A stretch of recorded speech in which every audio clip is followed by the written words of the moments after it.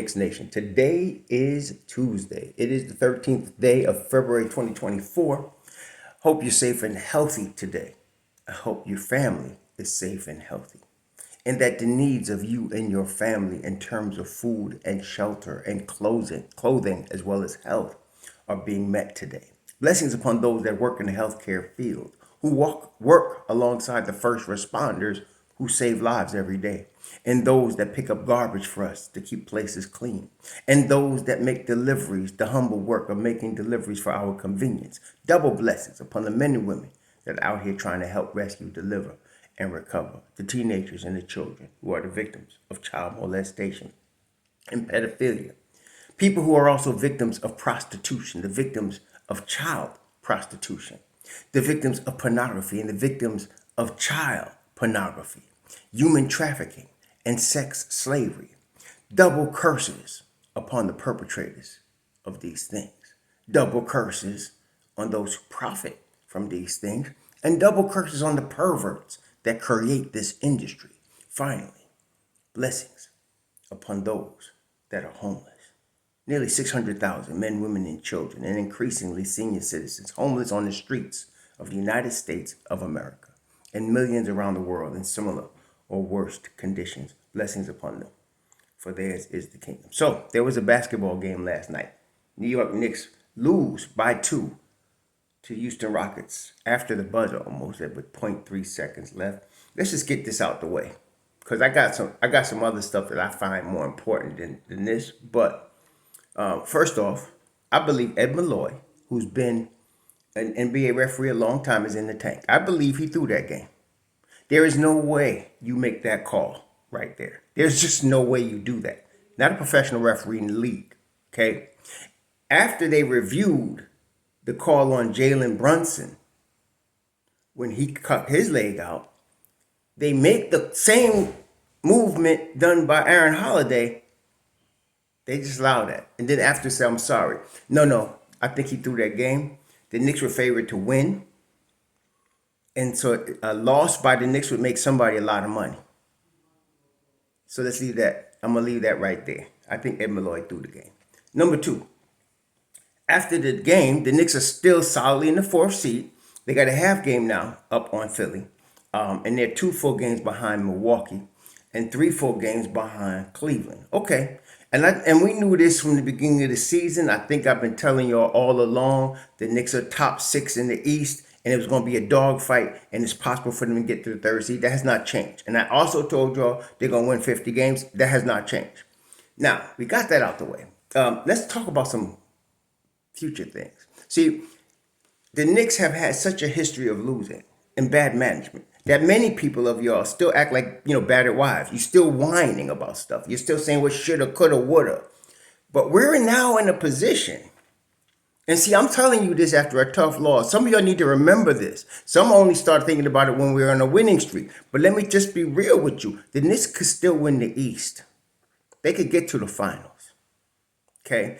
And what I liked about last night and what I have noticed, two or three things. First off, I've noticed that Tom Thibodeau is playing Bojan Bogdanovic more minutes than Alec Burks. He did it Saturday night, and he did it last night. And I understand why he brings Burks in the 4th quarter, and we all know why. Burks is a 4th quarter guy. But Bogdanovic last night played 23 minutes. He was very efficient. Now, he was, again, terrible on defense, but Tom put him in a position to make the most out of his talents. I think it's brilliant. Most people not watching this because, again, some of y'all are just haters and want to hate Thibodeau. And again, you come on my channel with that, I'm going to bust you off. Bye. This guy's brilliantly handling his stuff, man. I'm liking what Tibbs is doing. Second thing. Now, he's going to have to make a decision, because let me tell you something. Achiuwa is going to get re-signed. 24 years old, playing like he's playing, he's going to get re-signed. And he's a permanent piece of the rotation right now. So with that in mind, Tibbs going to make a decision. Check it out. So Mitch Robb is going to come back probably in March. Achua is in Hart are permanent pieces of Mob Deep. So that's three. So you got to make a decision between Bogdanovich and Burks. I'm not worried. Again, I'm not worried about McBride because I told y'all McBride's minutes are totally dependent on how much Brunson rests. That's McBride's minutes.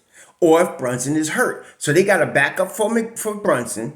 And whenever Brunson needs rest, here come McBride. Okay? So that's his role. That's it. They got to decide between Bogdanovich and Burks, though.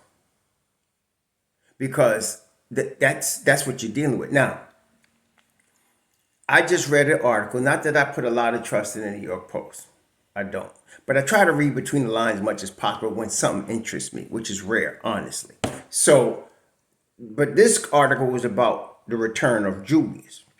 And the dude said February 2nd, from February 2nd, the Knicks are going to wait 2 weeks and evaluate him because he's chomping at the bit to come back. Tibbs met with him yesterday, before they came to Houston.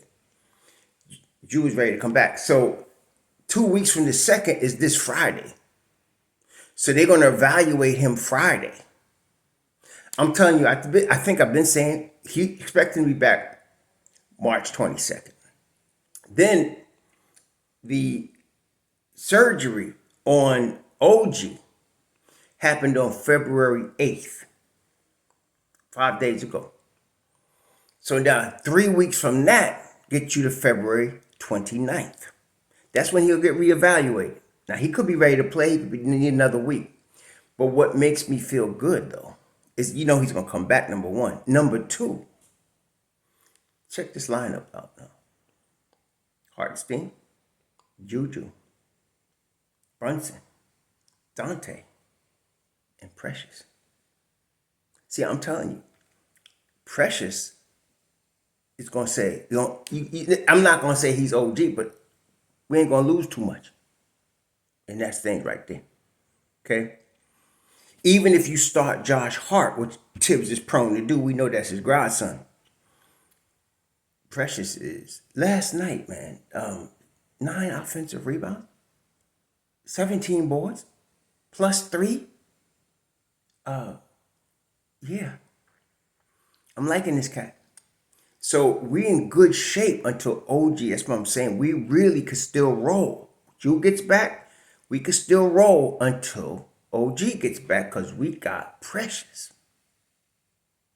And so even again, if Tibbs, which he might decide to start Hart, okay, you still got a bench of Precious, McBride, Bogdanovich, and Burks. I'm liking it. Okay, and that's just when you get back Hartenstein. Now, when Mitch Rob comes back, yeah, we're going to be all right. We're going to be all right, y'all. I'm telling you. Precious's play. I told y'all at the trade deadline he wasn't no throw-in. The Knicks really wanted him. Malachi Flynn was the throw-in. But he's even better than I thought. I talked to y'all. I told y'all Charles Oakley 2.0. Some of y'all was laughing. Them people that was laughing, I can't hear them anymore. No, Precious is that dude. And last night, watching him on the defensive end of the floor, watching him finish. See, I'm looking ahead. Never mind. All right, yeah, they shouldn't have lost this game last night because the refs gave it. The refs gave it to Houston. Because the Knicks, what I liked about the game, you're on the road. And so Houston kept getting the lead, but the Knicks kept coming back. Every time Houston turned the shoulder, here we were right there. At the end, just as you would expect, Brunson comes through, Bogdanovich comes through. Everybody was doing their thing. The Knicks tied the game. It would have went in overtime, and the Knicks would have won that game. The Knicks are the better team. Even in their depleted state, they're the better team. So, but okay, fine. We still the 4th seed. We got Orlando tomorrow night. I'm going to be at that game. We got Orlando tomorrow night. Okay. But I'm feeling really good about the short-term future of the Knicks right now. Really good. So you get Hartenstein. And Hartenstein looked like he could have played last night.